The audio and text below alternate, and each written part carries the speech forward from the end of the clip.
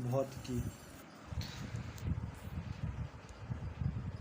मापन से संबंधित प्रश्न। मूल भौतिक राशियों की संख्या कितनी है? तो 7 है। मूल भौतिक राशियां लंबाई, समय, ताप, द्रव्यमान, विद्युत धारा, ज्योति तीव्रता और पदार्थ की मात्रा, ये सब मूल भौतिक राशियां हैं। अगला क्वेश्चन है, ज्योति तीव्रता का मात्रक क्या है? तो कैंडला है।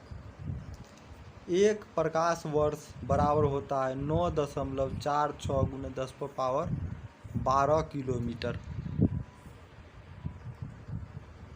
पारसेक दूरी मापने की सबसे बड़ी इकाई है और एक पारसेक बराबर 3.262 प्रकाश वर्ष के बराबर होता है। वायुमंडलीय दाब मापने की मात्रक है बार। अगला क्वेश्चन है, शक्ति का मात्रक क्या है? तो वाट है। कार्य तथा ऊर्जा का मात्रक क्या है? तो जूल है। MKS प्रणाली में त्वरण की मात्रक क्या है? तो मीटर प्रति सेकंड स्क्वायर। मूल भौतिक राशियां मात्रक एवं प्रतीक। लंबाई का मात्रक हो गया मीटर, इसको छोटका m से सूचित करते हैं। द्रव्यमान का ऐसा मात्रक किलोग्राम है, इसको kg से सूचित करते हैं। समय का ऐसा मात्रक सेकंड होता है, इसको छोटका s से सूचित करते हैं। विद्युत धारा का ऐसा मात्रक एम्पियर होता है, इसको बड़ा A से सूचित करते हैं। ताप का ऐसा मात्रक केल्विन होता है, इसे बड़ा K से सूचित करते हैं। और पदार्थ के परिमाप का मात्रक होता है मोल, इसे MOL से सूचित करते हैं। ज्योति तीव्रता का ऐसा मात्रक कैंडला होता है, इसे CD से सूचित करते हैं। 1 kg सेंटीमीटर दाब किसके समतुल्य होता है? तो 1 बार के बराबर।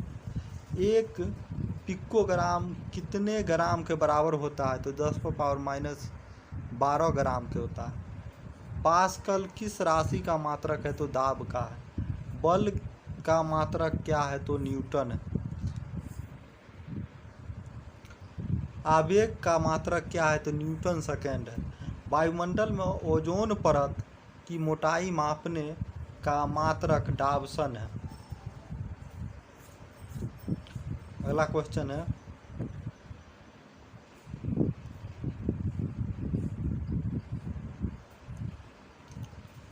एंगस्ट्रम में क्या मापा जाता है? तो तरंग दैर्ध्य मापा जाता है।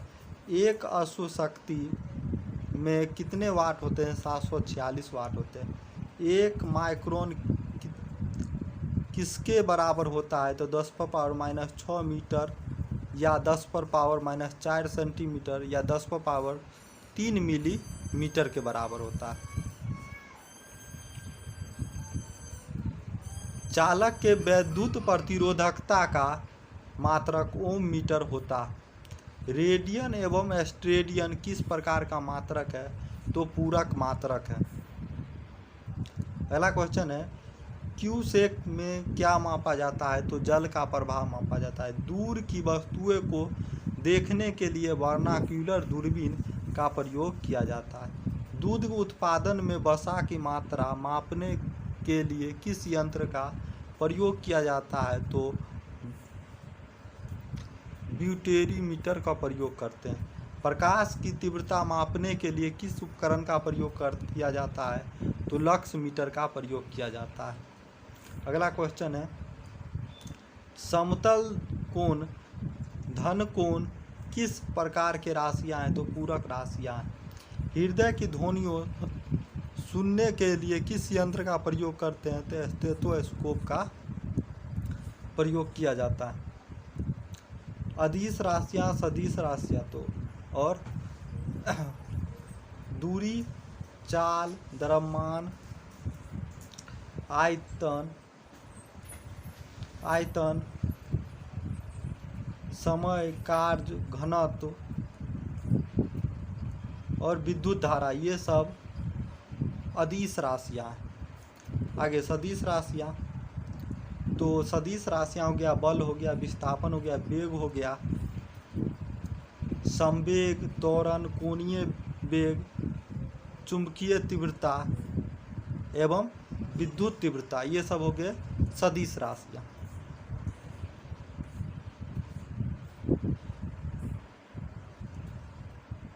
तो एक एंगस्ट्रम बराबर होता है 10⁻⁻10 मीटर।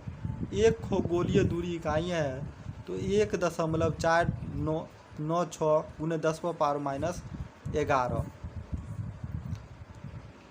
एक डाबसन 10 यानी कि एक डाबसन बराबर 10 माइक्रोन के मीटर के बराबर होता है। एक बैरल में 159 लीटर होता है। एक माइक्रोन बराबर 10⁻6 मीटर होता है। एक नैनोमीटर में 10⁻9 मीटर होता है। एक टेरीमीटर बराबर 10⁻12 मीटर होता है। एक फैदम बराबर 6 फीट होता है।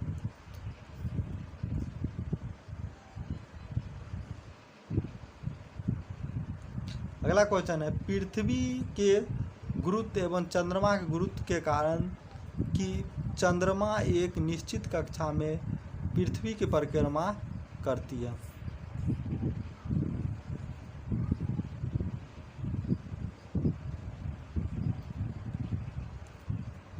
अल्टीमीटर उड़ते हुए विमान की ऊंचाई मापने हेतु प्रयोग करते हैं।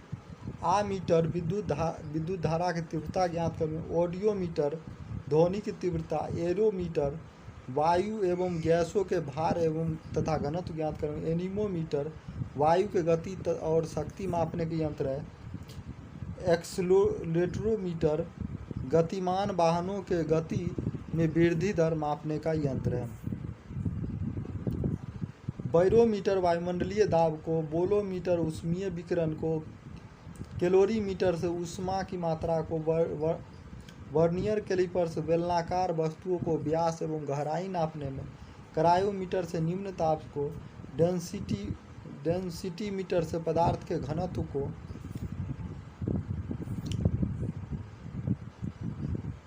फैदोमीटर से समुद्र नदी की गहराई मापने। गैल्वेनोमीटर से विद्युत धारा की प्रवणता मापने।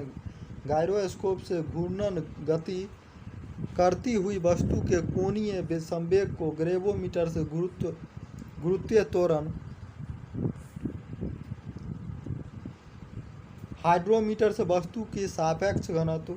हाइड्रोफोन से जल के भीतर उत्पन्न ध्वनि की तरंग की गणना। हाइग्रोमीटर से वायुमंडलीय आर्द्रता को। लैक्टोमीटर से दूध की शुद्धता को। क्रोनोमीटर से पानी की जहाज में सही समय ज्ञात करने की प्रयुक्त उपकरण है। क्रेस्कोग्राफ तो पौधे के वृद्धि को नापने का यंत्र है। डायलेक्टोमीटर किसी वस्तु में उत्पन्न आयतन के परिवर्तन को मापने का यंत्र है। डायनमोमीटर इंजन के द्वारा उत्पन्न की गई शक्ति को मापने की यंत्र है। नेफ्रोस्कोप वायुमंडल में उपस्थित बादलों की गति एवं गति के दिशा मापने की यंत्र है। आगे है रेडियो माइक्रोमीटर तो ऊष्मीय विकिरण को मापने के यंत्र है। टेकोमीटर तो किसी वस्तु के चक्रण की गति मापने का यंत्र है।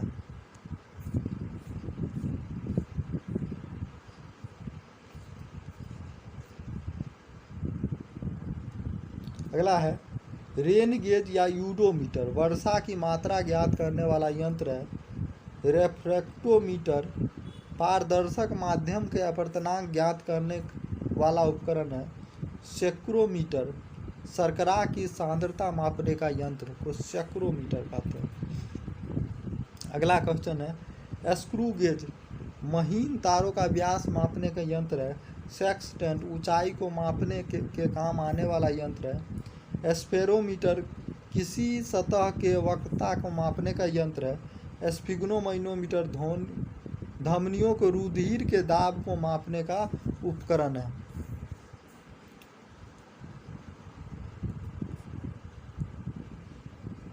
थियोडोलाइट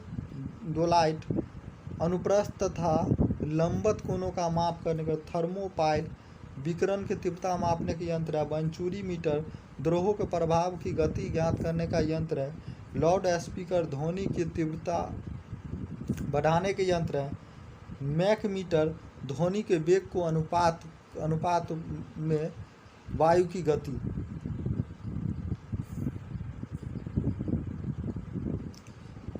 मैग्नेटोमीटर चुंबकीय क्षेत्र का। माइक्रोमीटर अति सूक्ष्म की लंबाई मिलीमीटर का 1000वां भाग। ओडोमीटर से वाहनों द्वारा तय की गई दूरी। ओम मीटर से विद्युत प्रतिरोध। ओनेडोमीटर से विद्युत चुंबकीय तरंग की आवृत्ति। पायरोमीटर से उच्च ताप के युक्ति पिंड का ताप। फोनोमीटर से ध्वनि की तीव्रता।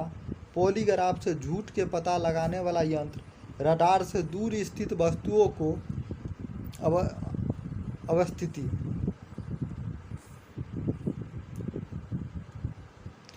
रेडियोमीटर से विकिरण की माप किया जाता है। सिस्मोग्राफ से भूकंपीय तरंग की तीव्रता ज्ञात करने। स्पीडोमीटर से गतिमान वाहनों की गति ज्ञात करने में। पायरोहीलियोमीटर से सौर विकिरण के मापन। विस्कोमीटर से द्रव की श्यानता ज्ञात करने में।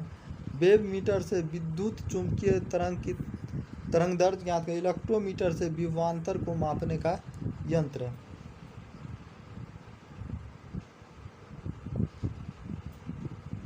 सीजीएस के अंतर्गत लंबाई को सेंटीमीटर, द्रव्यमान को ग्राम और समय को सेकंड में मापा जाता है। अगला क्वेश्चन है,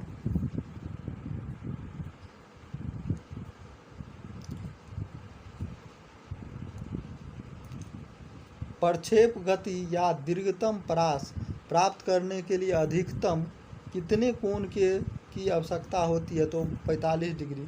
मनुष्य के जब नदी के किनारे नाव से बाहर कूदना है तब नाव पीछे की क्रिया की ओर क्रिया प्रतिक्रिया के कारण हटती है। संवेग परिवर्तन की दर किसके बराबर होता है? तो बल के बराबर होता है। न्यूटन के प्रथम नियम किसे परिभाषित करता है? तो जड़त्व को परिभाषित करता है। प्रक्षालन मशीन या वॉशिंग मशीन का कार्य किस सिद्धांत पर आधारित है? तो अपकेंद्रीय बल पर।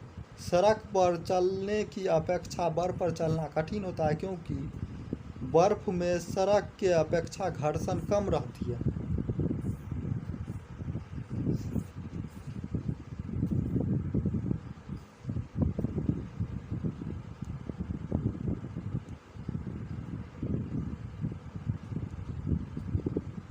किसी पिंड के संवेग और वेग के अनुपात को प्राप्त क्या कहलाती है? तो द्रव्यमान कहलाती है।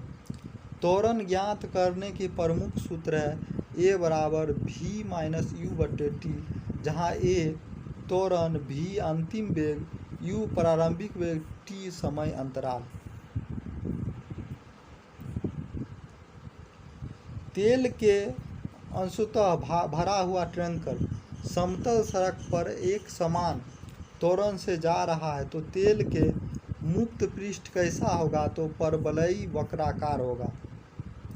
एक समान वृत्तीय गति पर त्वरण सदैव उपस्थिति रहता है।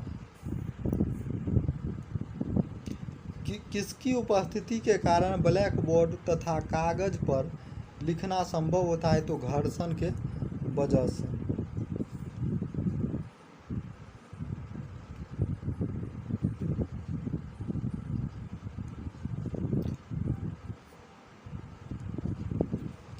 गति के प्रथम नियम। यदि कोई पिंड विराम अवस्था में है तो तब तक वह अवस्था में रहेगा जब तक उस पर कोई बाह्य बल न आरोपित किया जाए। इसका उदाहरण है चलती गाड़ी के रुकने पर उसे बैठे यात्री का आगे को झुकना और पेड़ से फल टूटकर नीचे गिरना। कपड़े को डंडे से पीटने पर धूलकण अलग होना। द्वितीय नियम। किसी वस्तु के संवेग परिवर्तन की दर उस पर लगाए गए बल का समानुपाती होती है तथा संवेग परिवर्तन की दिशा घर्षण के अनुदिश होती है। तो इसका उदाहरण है, गेंद पकड़ते समय खिलाड़ी अपने हाथ को पीछे की ओर खींच लेता है। तृतीय गति का नियम, प्रत्येक क्रिया के बराबर और विपरीत दिशा में प्रतिक्रिया, इसलिए गति के तृतीय नियम को क्रिया प्रतिक्रिया का नियम भी कहते हैं। तो इसका है, बंदूक से गोली निकलते समय बंदूक पकड़ने वाले व्यक्ति को पीछे की ओर धक्का लगना और रॉकेट वायु की गति चप्पू चलाने पर नाव का आगे बढ़ना।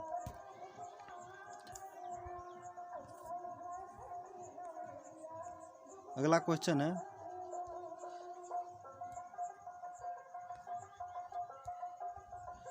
ऊर्जा संरक्षण से क्या आशय है? तो ऊर्जा का न तो सृजन किया जा सकता है और न ही इसे नष्ट किया जा सकता है।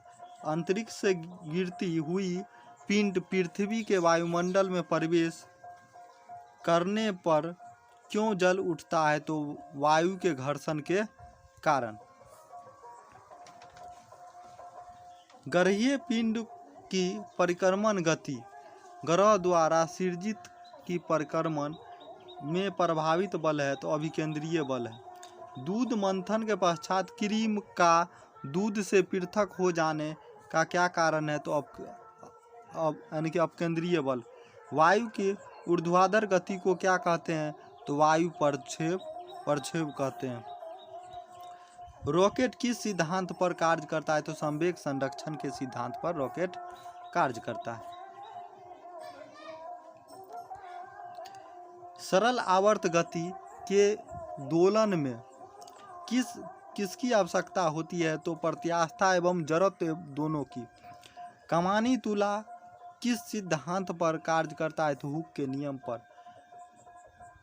जब एक कार की गति दोगुनी कर दी जाती है तब उसको उतनी ही दूरी में रोकने के लिए ब्रेक बल कितना लगाना होगा? तो 4 गुनी लगाना होगा। जेट इंजन किस सिद्धांत पर कार्य करता है? तो रेखीय संवेग संरक्षण के सिद्धांत पर कार्य करता है। प्रथम श्रेणी के उत्तोलक कैंची, हैंडपंप, साधारण तुला और पिलास। द्वितीय श्रेणी का उत्तोलक सरौता, नींबू निचोड़ने की मशीन। तृतीय श्रेणी के उत्तोलक स्टेपलर, चिमटा और मनुष्य की हाथ।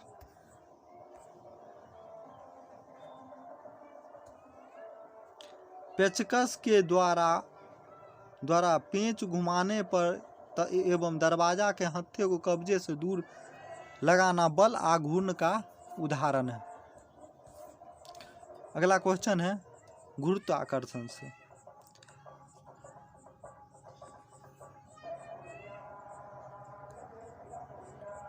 पृथ्वी पर पलायन वेग कितना होता है? तो 11.2 किलोमीटर प्रति सेकेंड। यदि चक्कर लगाते हुए अंतरिक्ष यान से एक सेब छोड़ा जाए तो उसकी गति क्या होगी? तो अंतरिक्ष यान के साथ उसी की गति से गतिमान होगी।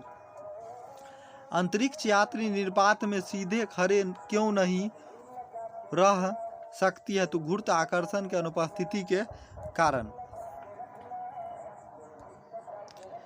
पृथ्वी के चारों ओर परिक्रमा कर रहे कृत्रिम उपग्रह गुरुत्वाकर्षण के विरुद्ध अभिकेंद्रीय बल के प्रभाव के कारण नहीं गिरती है।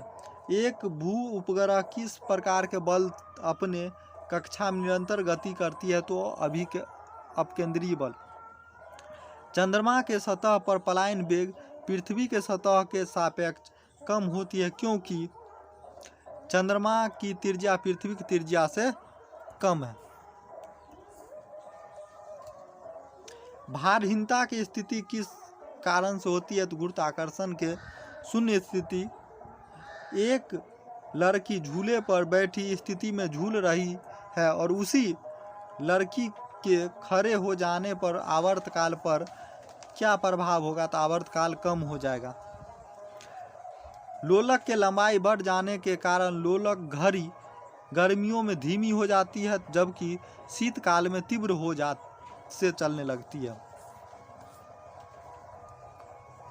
हवा में लोहे और लकड़ी की समान भार के गेंदों को एक समान ऊंचाई से गिराने पर क्या प्रतिक्रिया होती है? तो लकड़ी की गेंद बाद में गिरेगी। यदि वायु प्रतिरोध के नगण्य कर दिया जाए तथा एक समान आकार के लकड़ी, लोहा और मोम के टुकड़े को एक समान ऊंचाई से पृथ्वी पर गिराया जाए तो सभी एक साथ पृथ्वी के सतह पर पहुंचेगा। पृथ्वी के किस स्थान पर किसी पिंड के भार सर्वाधिक होती है? तो ध्रुव पर होती है। पृथ्वी के केंद्र से ध्रुव की दूरी कम होने पर कारण ध्रुव पर स्थित पिंड की पृथ्वी द्वारा अधिक गुरुत्वाकर्षण बल आरोपित होती है, इसलिए ध्रुव पर उसकी भार पृथ्वी पर स्थित किसी अन्य स्थानों से अधिक होती है।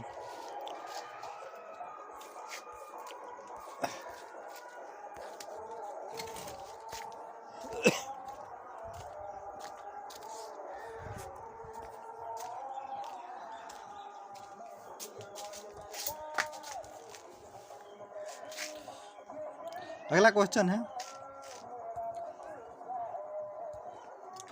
लिफ्ट में बैठी हुई व्यक्ति की भार कब सर्वाधिक महसूस होती है?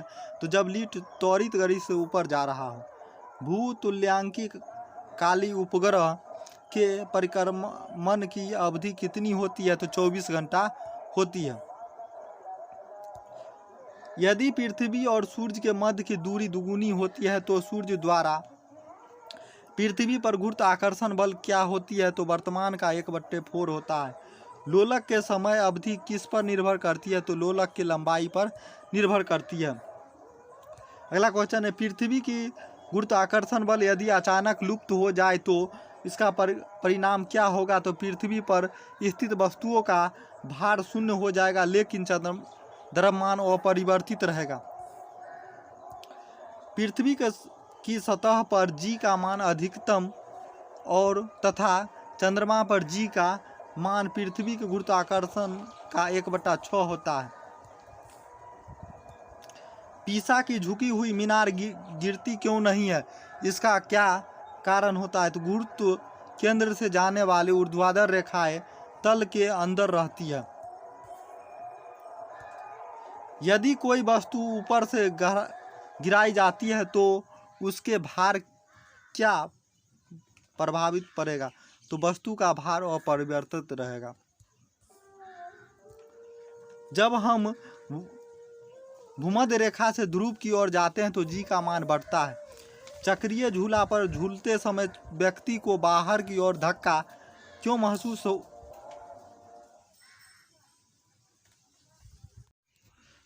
महसूस होता है? तो अभिकेंद्री बल के कारण। विभिन्न द्रव्यमान वाले दो पत्थरों के एक साथ किसी इमारत की छत से गिराए जाते हैं तो कौन सा पत्थर जमीन पर पहले पहुंचेगा? तो दोनों ही पत्थर एक साथ जमीन पर पहुंचेगा।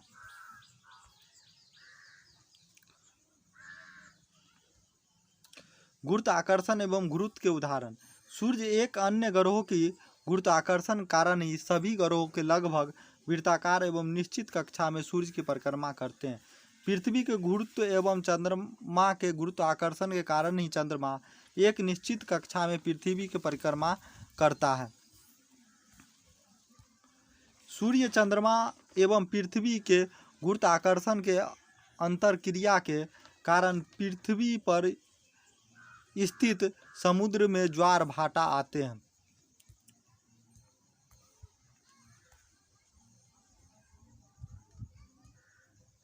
गुरुत्वाकर्षण के सार्वभौमिक नियम को सिद्धांत का प्रतिपादन सर आइजैक न्यूटन ने किया था।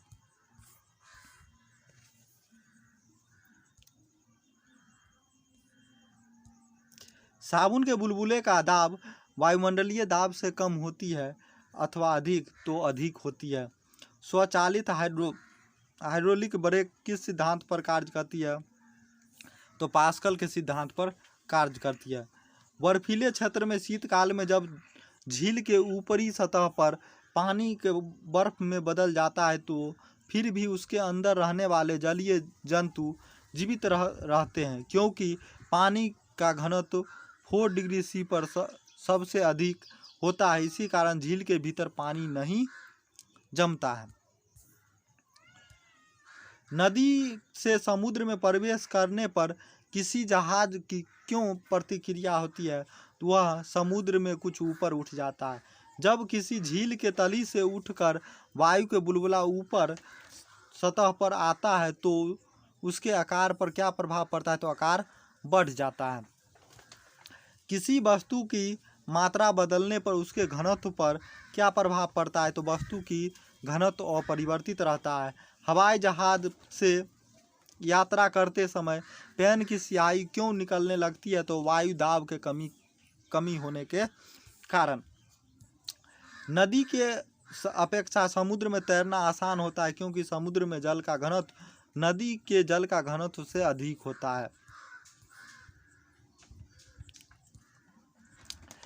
समुद्र में पलवन करते हुए बर्फ के पिंड पानी के सतह से 1/9 भाग ऊपर उठा हुआ होता है। इसलिए जब बर्फ पिघलता है तो पानी के सतह में कोई परिवर्तित नहीं होता है। पृष्ठ तनाव का क्या कारण है? तो अणुओं का मध्य सहसंजक बल। बैरोमीटर का पैमाने में अचानक गिरावट आने पर कौन से मौसमी दशा इंगित होती है? तो आंधी तूफान। तेल जल के पृष्ठ पर क्यों फैल जाते हैं? क्योंकि तेल के पृष्ठ तनाव जल से कम होती है। वर्षा के बूंदे गोलाकार क्यों होती है? तो जल के पृष्ठ तनाव के कारण। कुएं से पानी से भरे बाल्टी को ऊपर खींचते हैं तो क्या अनुभव होता है? तो बाल्टी पानी के सतह से ऊपर आकर भारी हो गई है।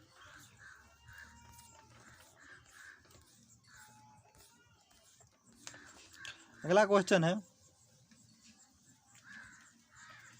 वायुमंडल में बादलों के तैरने का क्या कारण है? तो वायु के घनत्व की तुलना में बादलों का घनत्व कम होता है। लोहे का घनत्व उसके द्वारा हटाए गए जल के अपेक्षित घनत्व से अधिक होता है तथा पारे का घनत्व कम होता है। इसलिए लोहे की कील पारे में तैरने लगता है। अगला है, पौधे की जड़ों में पत्तियों की ओर जल बढ़ने की क्या कारण है? तो केशुकत। स्टोव में मिट्टी के तेल को बत्ती ऊपर की चढ़ने का क्या कारण है? तो केशुकत गुण। अगला है, अब तक ज्ञात पदार्थों के किस पदार्थ को प्रत्यास्था सर्वाधिक होता है? तो क्वार्ट्ज का। अपमार्जक मिलाने पर जल में पृष्ठ तनाव पर क्या प्रभाव पड़ता है? तो जल का पृष्ठ तनाव घट जाता है। फाउंटेन पेन किस सिद्धांत पर कार्य करता है? तो केशुकत के सिद्धांत पर। समुद्री तल पर एक वायुमंडलीय दाब का मान कितना होता है? तो 1.03 × 10⁵ पास्कल के बराबर। जल के सापेक्ष घनत्व किस ताप पर सर्वाधिक होता है? तो 4 डिग्री सी पर अधिक होता है। जल से भरी बाल्टी को हिलाकर छोड़ देने पर कुछ समय पश्चात जल अपने आप क्यों स्थिर हो जाता है? तो श्यानता के कारण। धातुओं की शुद्धता ज्ञात करने में किस सिद्धांत का प्रयोग किया जाता है? तो आर्किमिडीज का सिद्धांत किया जाता है। जल से निकलने पर शेविंग ब्रश के बाल आपस में किस कारण से चिपक जाते हैं? तो पृष्ठ तनाव के कारण चिपक जाते हैं। स्टील रबर की अपेक्षा अधिक प्रत्यास्था क्यों है? तो स्टील के लिए अधिक विरूपक बल की आवश्यकता होती है। वाहनों में स्नेहक तेल का प्रयोग क्यों किया जाता है? तो घर्षण कम करने के लिए किया जाता है। आंधी आने पर टीन की छत और छप्पर उड़ जाते हैं क्योंकि उसके ऊपर का वायु दाब नीचे के वायु दाब से कम होता है। किसी वस्तु के सतह के लंबवत लगने वाले बल को क्या कहते हैं? तो परनोद कहते हैं।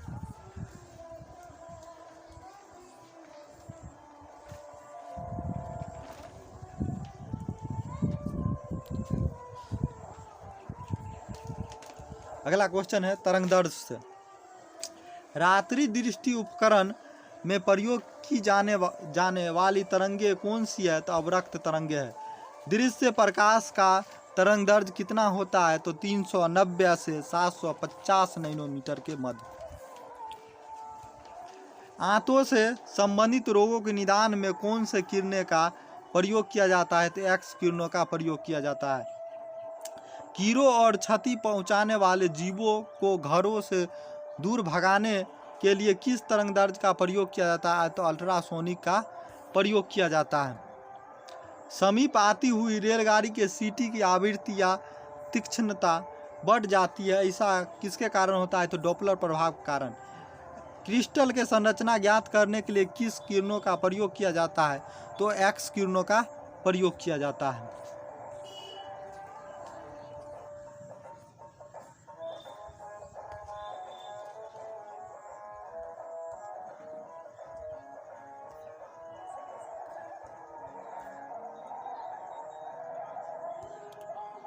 तो अनुप्रस्थ तरंगे के उदाहरण प्रकाश तरंगे, भूकंपीय एस तरंगे, डोरी युक्त तरंगे में उत्पन्न तरंगे, स्थिर जल में स्थिर पत्थर फेंकने पर उत्पन्न तरंगे और अनुदैर्घ्य तरंगे का उदाहरण ध्वनि तरंगे, भूकंपीय तरंगों में पी तरंगे, सर्पिलाकार स्प्रिंग के तरंगे और अल्ट्रासाउंड के तरंगे।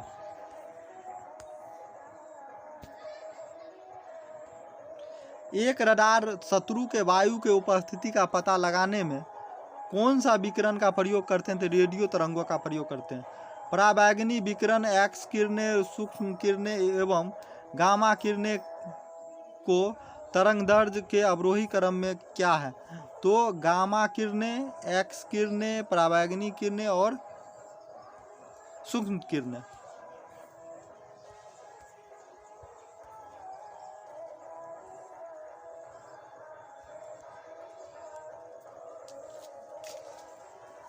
तो गामा किरणें की खोज बैकरल ने किया था। इसका यानी कि तरंगदैर्घ्य परास 10⁻⁻14 से 10⁻−10 मीटर है।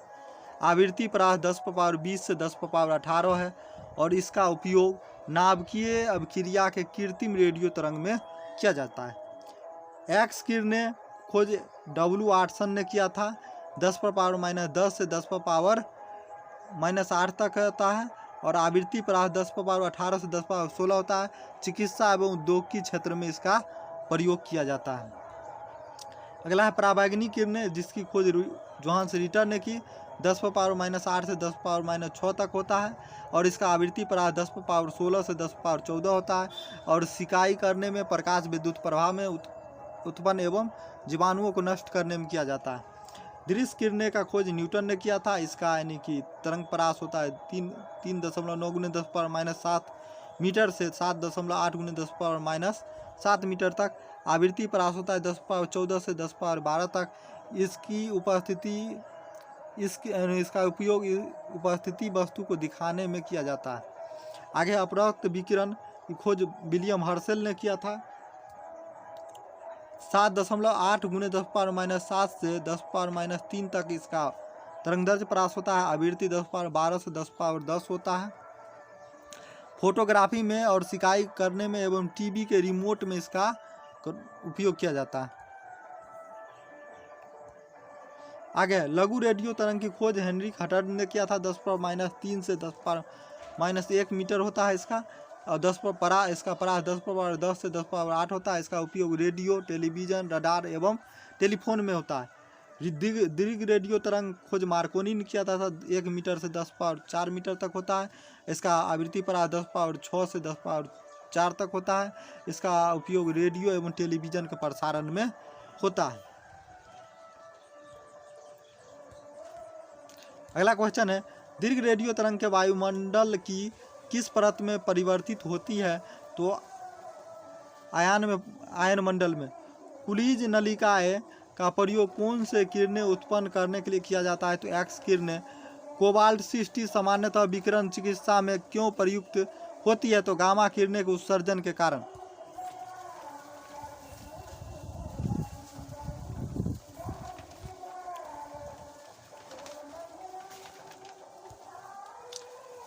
यानी कि बंद चूल्हे ओवन में किसका प्रयोग किया जाता है? तो सूक्ष्म तरंग का प्रयोग किया जाता है। सुदूर संवेदी युक्त नियंत्रण में एक अंतर्निर्मित स्रोत क्या होती है? तो अवरक्त किरणें होती है। दो उत्तरोत्तर रिंग अथवा दो उत्तरोत्तर गर्त के बीच के दूरी को क्या कहते हैं? तो तरंग दैर्ध्य कहते हैं। समुद्र में डूबी वस्तुओं का पता लगाने के लिए प्रयुक्त किए जाने वाले उपकरण सोनार कहलाते हैं। आगे ध्वनियों से संबंधित प्रश्न।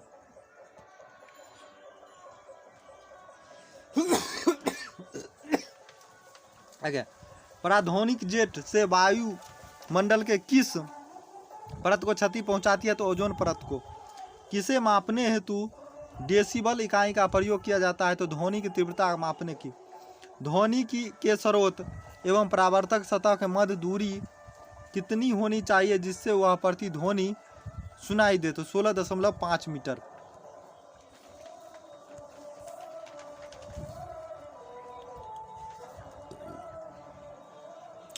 वायु में ध्वनि का वेग कितना होती है? तो 343 मीटर प्रति सेकंड, यानी कि समुद्र तल पर 20 डिग्री सेल्सियस पर। सिनेमा घर में, बड़े सभागारों में आदि में ध्वनि स्रोतों को बंद होने के बाद कुछ देर तक सुनाई देती रहती है, इसका क्या कारण है? तो अनुरणन कारण है। अनुरणन।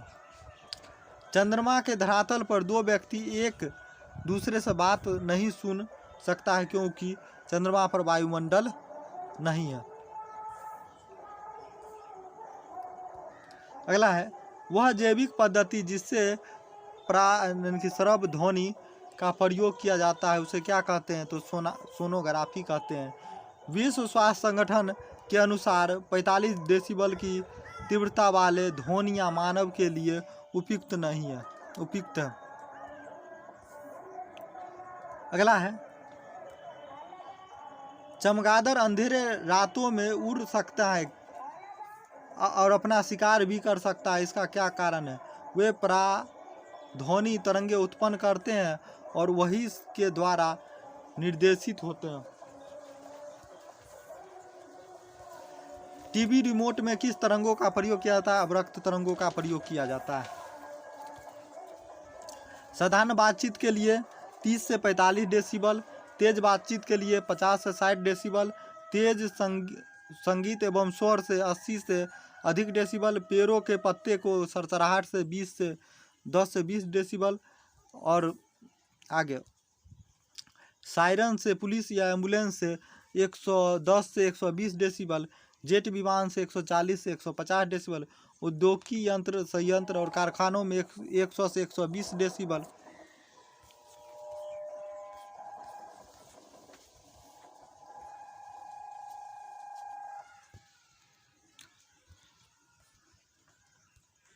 आगे, टेलीविजन ग्राही के दूर नियंत्रण में कौन सी विद्युत चुंबकीय तरंगे प्रयोग में लाई जाती है? तो अवरक्त विकिरण।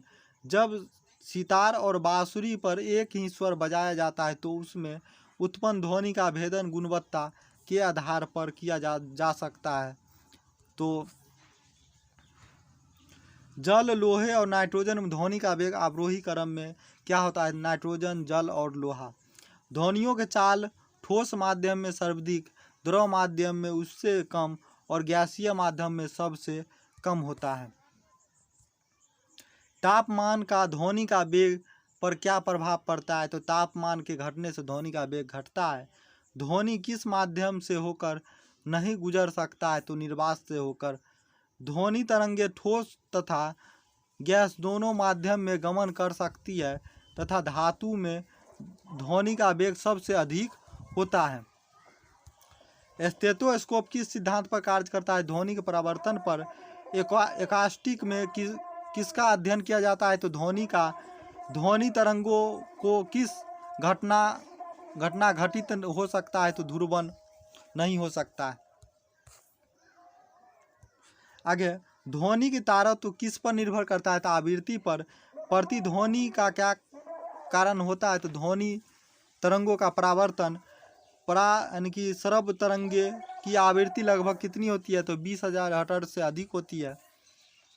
अगला है, मानव के द्वारा श्रव्य तरंगे का आवृत्ति कितनी होती है? तो 20 से 20,000 हर्ट्ज तक होती है।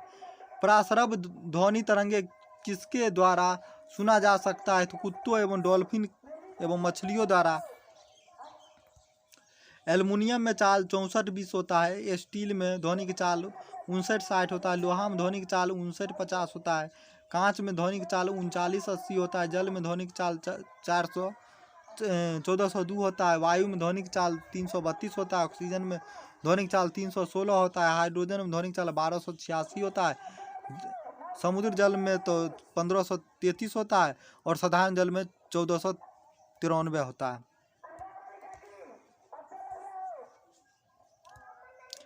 महिलाओं की आवाज़ पुरुषों के अपेक्षा तीक्ष्ण होती है क्योंकि महिलाओं का आवाज़ का तारतम्य तो अधिक होता है। आगे उष्मा एवं उष्मागतिकी से संबंधित। हाइड्रोजन से भरे हुए गुब्बारे को पृथ्वी के छोड़ने पर गुब्बारे में क्या परिवर्तित होता है? तो गुब्बारे का आयास में वृद्धि होती है। तेज हवा वाली रात्रि में ओस नहीं बनने का क्या कारण है? तो वाष्पीकरण की दर से तेजी होना। अगला क्वेश्चन है, कमरे में रखे रेफ्रिजरेटर को दरवाज़ा खोल देने पर कमरे के तापमान पर क्या प्रभाव पड़ता है? तो कमरे का तापमान बढ़ जाएगा। वह थर्मामीटर जो 2000 डिग्री सेल्सियस मापने हेतु उपयुक्त हो उसे क्या कहा जाता है? तो पूर्ण विकिरण तापमापी या पायरोमीटर उसको हम कहते हैं। आगे है फ़ारेनहाइट, इसका हिमांक 32 डिग्री सेल्सियस होता है। क्वथनांक 212 फ़ारेनहाइट होता है और यानी कि 180 बराबर भागों में विभक्त होता है और 1 फ़ारेनहाइट होता है। सेल्सियस, इसका यानी कि हिमांक 0 डिग्री सेल्सियस होता है। क्वथनांक 180 डिग्री सेल्सियस होता है। 100 बराबर भागों में विभक्त होता है और 1 डिग्री सेल्सियस 1 भाग होता है। केल्विन में इसका 273 केल्विन होता है और क्वथनांक इसका 373 केल्विन होता है। 100 भाग होता है और 1 डिग्री केल्विन होता है। परम शून्य ताप से क्या तात्पर्य है? सैद्धांतिक रूप से शून्य संभव ताप। स्वचालित इंजनों में हिमरोधी के रूप में किस पदार्थ का प्रयोग किया जाता है? तो एथिलीन ग्लाइकोल। जब बर्फ पिघलती है तब उसके आयतन पर क्या प्रभाव पड़ता है? तो आयतन घटता है।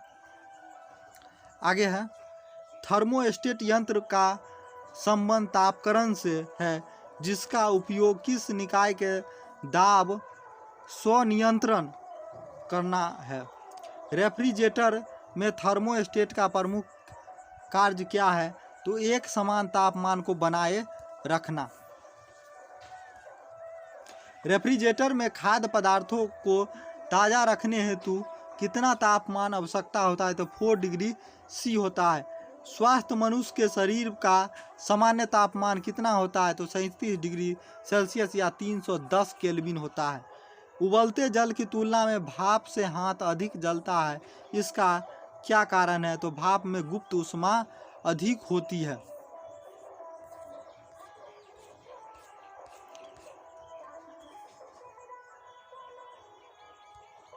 अगला है पानी में साधारण नमक मिलाने पर पानी का क्वथनांक बिंदु बढ़ जाता है तथा हिमांक बिंदु घट जाता है। सेंटीग्रेड एवं फ़ारेनहाइट तापमान कितने डिग्री के एक समान रहती है? शीशे की छड़ जब बर्फ में रखी जाती है तो इसका लंबाई पर क्या प्रभाव पड़ता है? तो लंबाई बढ़ जाती है। सर्दियों में लोहे के टुकड़े और लकड़ियों के टुकड़े पर छूने पर लोहे के टुकड़े ठंडा क्यों लगता है? तो लकड़ियों के तुलना में लोहे ऊष्मा का अधिक सुचालक है। यदि वायु का तापमान बढ़ता है तो उसका जलवाष्प ग्रहण करने की क्षमता पर क्या प्रभाव पड़ता है? तो बढ़ता है। पदार्थ के ऊष्माधारिता किस पर निर्भर करती है? तो पदार्थ के विशिष्ट तापमान विशिष्ट ऊष्मा पर। साफ मेघ रहित रातों की तुलना में मेघ आच्छादित रातों अपेक्षाकृत अधिक गर्म होती है, क्योंकि बादल पृथ्वी तथा हवा से ऊष्मा के विकिरण कर रोकते हैं। जब जल को 0 डिग्री से 10 डिग्री सी तक गर्म किया जाता है तब इसके आयतन पर क्या प्रभाव पड़ता है? तो पहले घटेगा फिर बढ़ेगा। दाब बढ़ने पर जल का क्वथनांक पर क्या प्रभाव पड़ता है? तो जल का क्वथनांक बढ़ेगा। गर्मी के दिनों में किस प्रकार के छत्ते का प्रयोग किया जाता है? तो ऊपर सफ़ेद और नीचे काले। रेल की 2 पटरियों जोड़ते समय मध्य में थोड़ा जगह क्यों छोड़ी जाती है? तो पटरियों के ऊष्मीय प्रसार के लिए स्थान रखने के लिए। प्रेशर कुकर के अंदर का उच्चतम तापमान निर्भर करता है ऊपर के छेद के क्षेत्रफल एवं उस पर रखने गए वजन पर। अगला क्वेश्चन है, कमरे के लगे हुए वातानुकूलन किसे नियंत्रित करता है? तो आर्द्रता तापक्रम को। आगे चालन का अनुप्रयोग। शीत ऋतु में लकड़ी एवं लोहे के तापमान समान होने पर भी लोहे की कुर्सी अधिक ठंडा लगती है और चीनी मिट्टी के प्याले में चाय पीना धातु के प्याले में चाय पीने से अधिक आसान होता है। शुष्क बैटरी में अमोनियम क्लोराइड और जिंक क्लोराइड के विद्युत अपघट्ट का प्रयोग किया जाता है।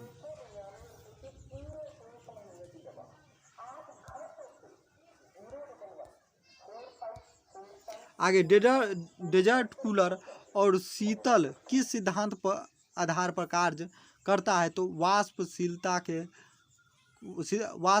वाष्पनशीलता शीतलन के सिद्धांत पर। किस तरल को विशिष्ट ऊष्मा सर्वाधिक होती है? तो जल की।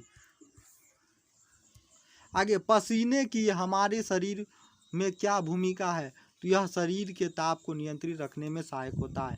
गर्म मौसम में पंखा चलाने से आराम क्यों महसूस होता है? तो हमारी पसीने तेजी से वाष्पीकृत होती है। आगे है, मिट्टी के घड़े में जल क्यों ठंडा रहती है? तो वाष्पीकरण के कारण। आगे संवहन का अनुप्रयोग। विद्युत बल्ब में लगे तंतु को गलने से बचने के लिए और पृथ्वी पर वायुमंडल संवहन द्वारा गर्म होता है और मोटर कार में रेडिएटर मतलब शीतलन भी संवहन सिद्धांत पर कार्य करता है। रेफ्रिजरेटर में फ्रीजर ऊपर की ओर बनाया जाता है। आगे है, थर्मस बोतल में पेय पदार्थों को कुछ समय तक उसी ताप पर रखने के लिए उसके दीवार पर किस पदार्थ के परत लगाई जाती है? तो रजत परत लगाई जाती है, सिल्वर लेयर। प्रेशर कुकर में खाना जल्द क्यों पक जाता है? क्योंकि दाब बढ़ने पर पानी का क्वथनांक बढ़ जाता है। ऊष्मा किसका उदाहरण है? तो ऊर्जा का उदाहरण है। सीटी स्कैन करने में कौन सी किरणें का प्रयोग किया जाता है? तो एक्स किरणें का प्रयोग। आदर्श गैस की आंतरिक ऊर्जा किस राशि पर निर्भर करती है? तो केवल ताप पर। बर्फ का अपने गलनांक पर पिघलना किस प्रकार के उदाहरण है? तो समतापी प्रक्रम का उदाहरण है। निम्न तापी में उत्पन्न निम्न ताप कैसे प्राप्त होता है? तो रुद्धोष्ण प्रक्रम के द्वारा। 1 किलो कैलोरी ऊष्मा कितने जूल के तुल्य होते हैं? तो 4.18 गुने 10⁻³ जूल के तुल्य होते हैं। सूर्य के कि ऊष्मा पृथ्वी तक विकिरण के रूप में पहुंचती है। पॉलिश किए गए जूते में जल्दी गर्म नहीं होती है। यह विसरण का उदाहरण है, यानी विकिरण का उदाहरण है।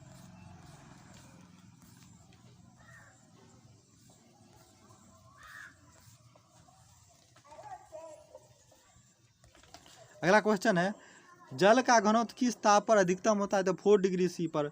ऊष्मागतिकी का प्रथम नियम किस अवधारणा को पुष्टि करता है? तो ऊष्मा संरक्षण का। जब किसी कांच के बोतल में पानी भरा जाता है तो उसे बंद करके जमने दिए जाता है तो बोतल टूट जाता है, क्योंकि पानी के जमने पर वह फैलता है।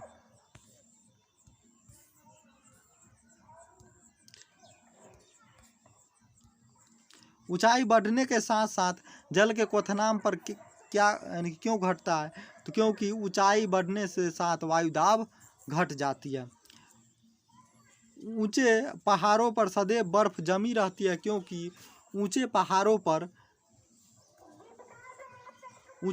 पर तापमान प्रायः हिमांक से कम रहती है, अतः वहाँ वातावरण की जल वाष्प जमकर बर्फ बन जाता है। ठोस कपूर से वाष्प बनने की प्रक्रिया को क्या कहते हैं? तो वाष्पन कहते हैं। ऊष्मा किस प्रक्रिया द्वारा तीव्र गति से स्थानांतरित होता है? तो विकिरण के द्वारा। किसी पदार्थ के तापमान परिवर्तन किए बिना द्रव से वाष्प में परिवर्तन करने के लिए आवश्यक ऊष्मा को क्या कहते हैं? तो वाष्पन की गुप्त ऊष्मा कहते हैं। एक कृष्णिका किसके उत्सर्जन करता है? तो सभी तरंगदैर्घ्य का विकिरण। एथिल एल्कोहल किस तापमान पर जमता है? तो 114 डिग्री सेल्सियस पर जमता है। तारों के अंदर ऊर्जा उत्पन्न के लिए कौन सी अभिक्रियाएं होती है? तो ताप नाभिकीय अभिक्रियाएं होते हैं। तारों का रंग क्या प्रदर्शित करता है? तो उसका ताप प्रदर्शित करता है। एथेनॉल के वाणिज्यिक उत्पादन के लिए किस खमीर का उपयोग किया जाता है? सेक्रोमाइसीज यानी कि सेरेवेसी का प्रयोग। ऊनी कपड़े शरीर को गर्म क्यों रखते हैं? क्योंकि ऊन ऊष्मा का एक खराब चालक है। ऊष्मा की वह मात्रा जो किसी पदार्थ के 1 kg द्रव्यमान को उसके क्वथनांक बिंदु पर वाष्पन में परिवर्तन करने के लिए प्रदान की जाती है, तो उसे वाष्पन की गुप्त ऊष्मा कहा जाता है।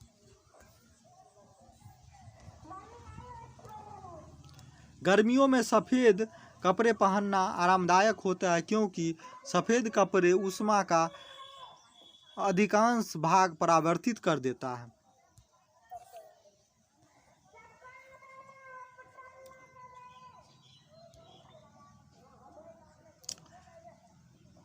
प्रकाश तंतु किस सिद्धांत पर कार्य करता है? तो पूर्ण आंतरिक परावर्तन पर। मृग यानी कि मरीचिका किसका उदाहरण है? तो प्रकाश के पूर्ण आंतरिक परावर्तन का उदाहरण है। प्रकाश तरंगे में वायु के कांच में जाने पर उसका कौन सा